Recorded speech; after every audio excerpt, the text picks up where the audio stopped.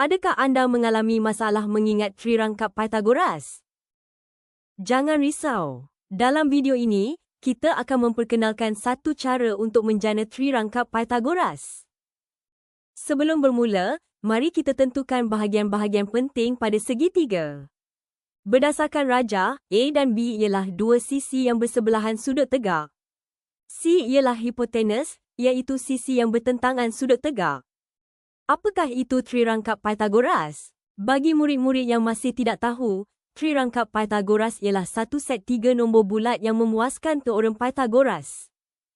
Sekarang kita jelas dengan bahagian segitiga dan apa itu trirangkap Pythagoras. Mari kita tengok formula yang boleh digunakan untuk menentukan nilai A, B dan C. A ialah M kuasa 2 tolak N kuasa 2.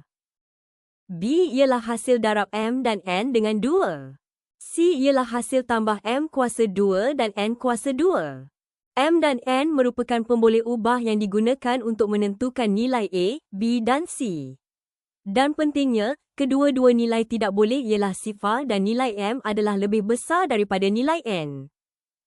Mari kita cuba dengan M ialah 2 dan N ialah 1. Gantikan nilai M dan N ke dalam formula. Daripada perhitungan, kita dapat A ialah 3.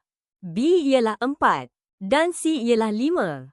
Kita juga perlu cuba mengesahkan nilai yang kita dapat itu dengan menggantikan nilai-nilai itu ke dalam teorem Pythagoras.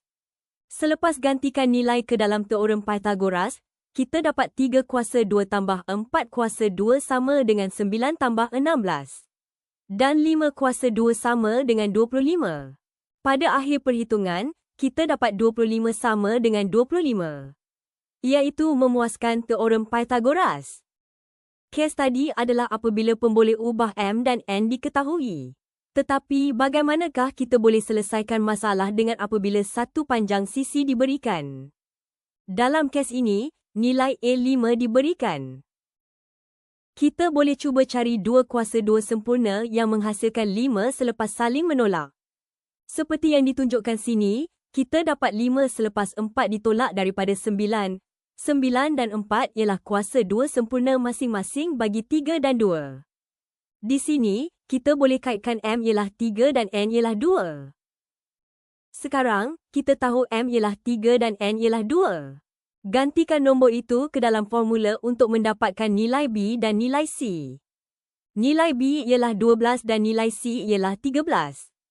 Untuk memastikan jawapan, kita gantikan nilai A, B dan C ke dalam teorem Pythagoras.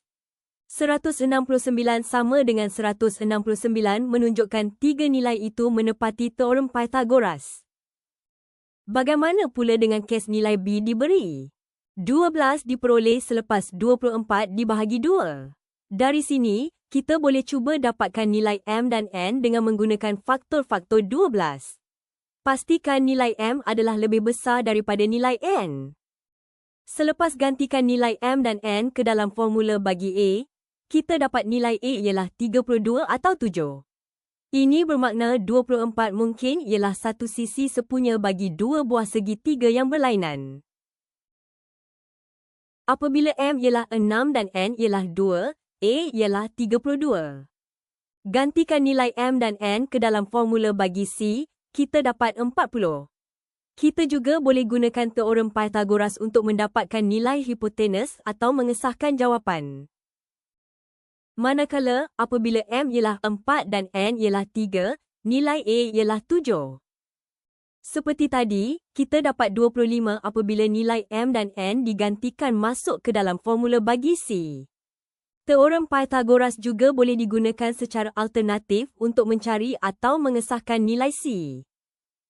Seperti kes-kes yang sebelum ini, kita boleh cuba mencari nilai M dan nilai N berdasarkan nilai trirangkap Pythagoras yang diberi. 17 ialah hasil tambah 16 dan 1, iaitu kuasa 2 sempurna bagi 4 dan 1. Apabila kaitkan dengan formula, 4 mewakili M dan 1 mewakili N. Selepas mendapat nilai M dan N, kita boleh terus mencari nilai A dan B. Selepas pengiraan, kita dapat A ialah 15 dan B ialah 8. Untuk semakan jawapan, kita gantikan nilai A, B dan C ke dalam teorem Pythagoras. Nilai yang sama pada kedua-dua belah persamaan mengesahkan tiga nombor bulat itu ialah trirangkap Pythagoras. Berdasarkan contoh-contoh yang ditunjukkan tadi, tiga formula ini yang dikenali sebagai formula Euclid boleh digunakan untuk menentukan nombor trirangkap Pythagoras. Dengan menggantikan nilai m dan n, murid-murid sekalian boleh mendapatkan trirangkap Pythagoras dengan mudah. Pastikan nilai m adalah lebih besar daripada nilai n semasa menggunakan formula ini.